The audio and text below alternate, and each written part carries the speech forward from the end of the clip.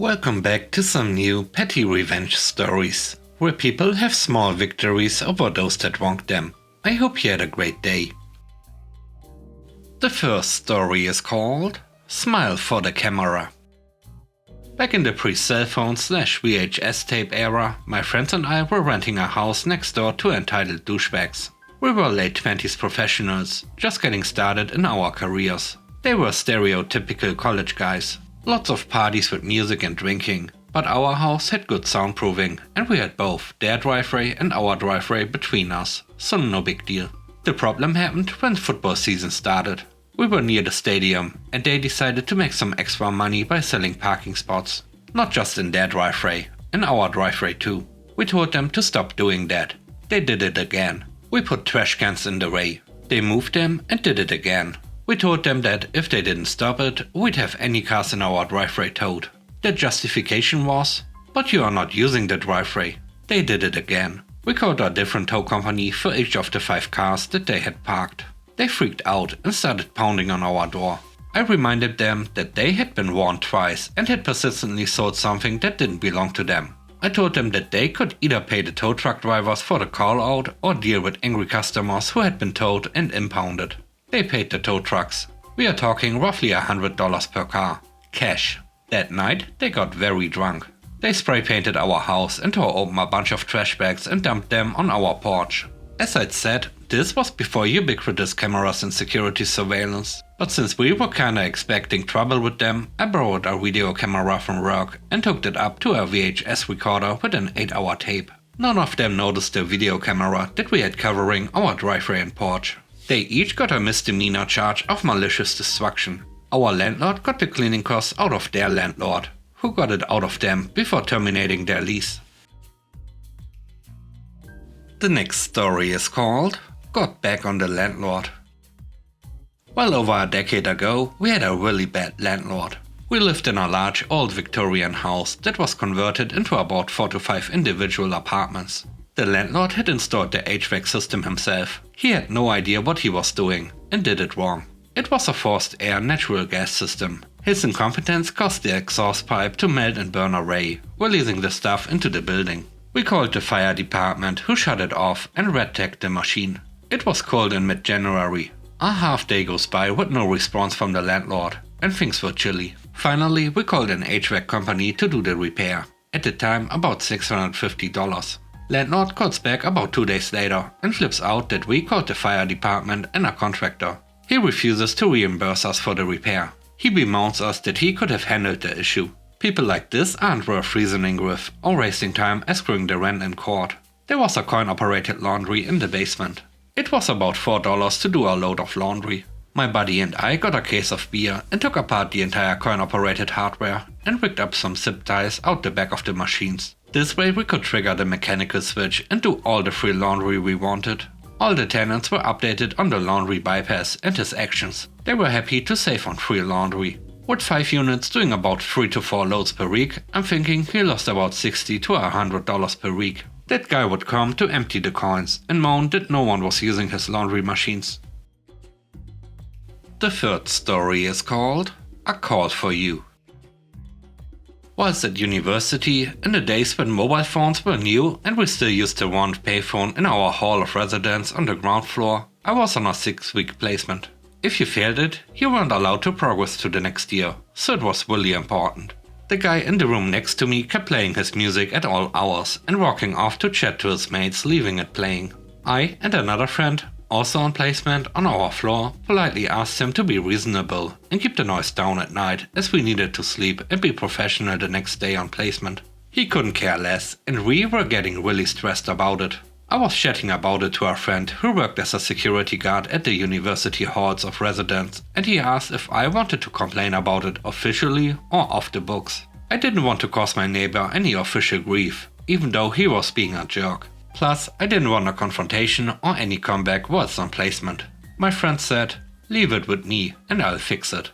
When my friend was on his next shift, he checked that my neighbor had settled in well after midnight and was all quiet, and so began his plan. He took the payphone off the hook and left it hanging. He then walked up to our 3rd floor and knocked on his door. My neighbor answered and was told by security that the phone had gone and it was a friend of his asking to speak to him, but they didn't leave a name. He didn't have much money, and what money he did have was running out.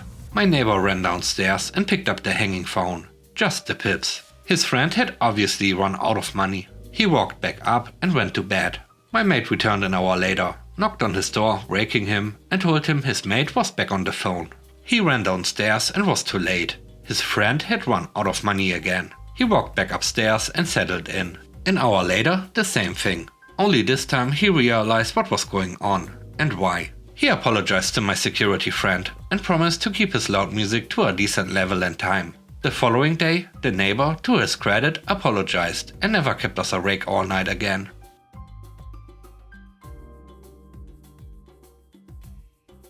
The last story is called Karen and Kevin. We recently bought a new cat tower. We have 5 cats who play hard, and the old tower was definitely showing use.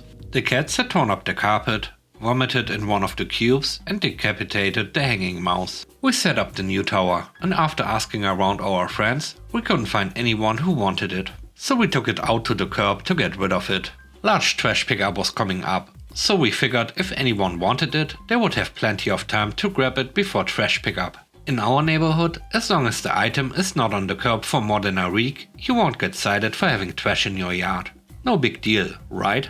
Oh no, it's a big deal, cause Karen and Kevin have decided they want the tower. I work from home, but my office is in the back of the house. We have a Ring camera, and around 10 AM one morning, the doorbell rings. I am in a meeting with my boss, so I check the app, see that I don't know who these people, Kevin and Karen, are, and go back to my meeting. About 45 minutes later, the doorbell rings again. Now I'm out of my meeting, and since I'm expecting packages, I check the app, see that it's the delivery guy, and then head out front to grab my packages off the porch. I hear the notification going off on my phone as I'm opening the door, and there stands Kevin and Karen with my packages and the cat tower. Kevin is holding my packages. Can I help you? We are interested in the cat tower. Go for it. It's been left out for large trash. You can have it. May I have my packages, please? The carpet and the sisal on the tower is torn. I'm going to need you to fix that before we take the tower. And there's vomit on it. That needs to be cleaned as well. I'm not going to fix anything on the tower. We are throwing it away. If you want the tower, take the tower.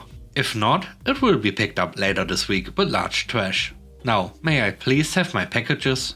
Kevin obviously realized I'm not concerned at all about the state of the cat tower. Well, we still want the cat tower. I'm just going to leave it on your porch and we will come back with our truck this weekend and pick it up. He is still holding my packages. That won't work for us. See, we are trying to get rid of the tower and I don't want it on my porch, which is why it is on the curb. So, if you want the tower and you aren't going to take it right now, I'm not going to hold it for you. Please, give me my packages.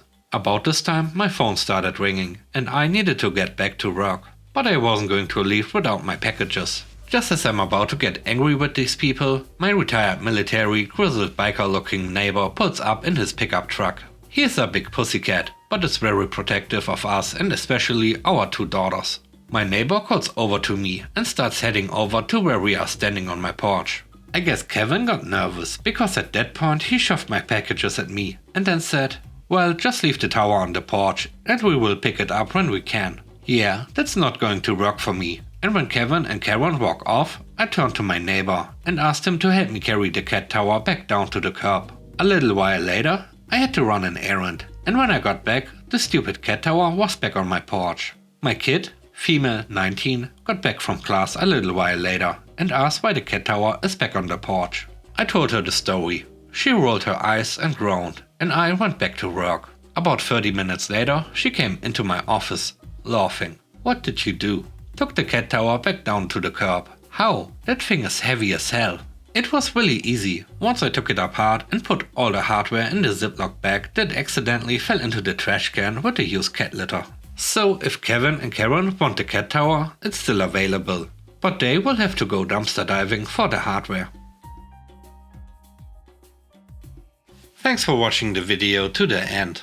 I hope you enjoyed it. Please don't forget to leave a like, comment and subscribe. And if you have time, watch another one of my videos. And now, I hope you have a great day. See you soon. Bye bye.